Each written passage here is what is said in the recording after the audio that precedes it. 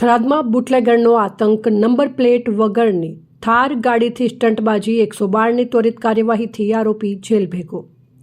થરાદ શહેરમાં કાયદો અને જાહેર સુરક્ષાની ખુલ્લેઆમ અવગણના કરતી એક ગંભીર ઘટના સામે આવી। એક જાણીતા બુટલેગરે રાત્રિના સમયે નંબર પ્લેટ વગરની થાર ગાડીને લઈને થરાદ 4 રસ્તાથી ઢીમા 3 રસ્તા સુધી બેફામ સ્ટંટબાજી કરી હતી। જાહેર માર્ગ પર જોખમી રીતે વાહન હંકારી લોકોને ભયભીત કરી દીધા, જેના કારણે રસ્તા પર લોકોના ટોળે એકત્રિત થયા હતા અને અફરાતફરીનો માહોલ સર્જાયો હતો। આ ઘટનાની જાણ થતાં જ 112 ઇમરજન્સી સેવા અને પોલીસ તાત્કાલિક ઘટના સ્થળે પહોંચી હતી।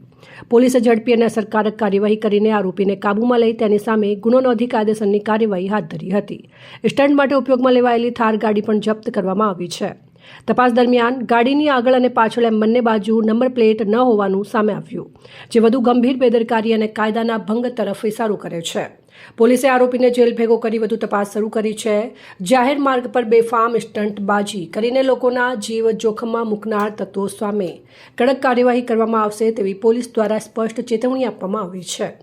શહેરમાં આવી બેદરકાર ભરી હરકતો સામે પોલીસની ત્વરિત કાર્યવાહીને સ્થાનિક લોકોએ પણ આવકારી છે। અહેવાલ જીતુ બારોટ, પ્રદીપ અંતરાલ, ન્યૂઝ થરાદ।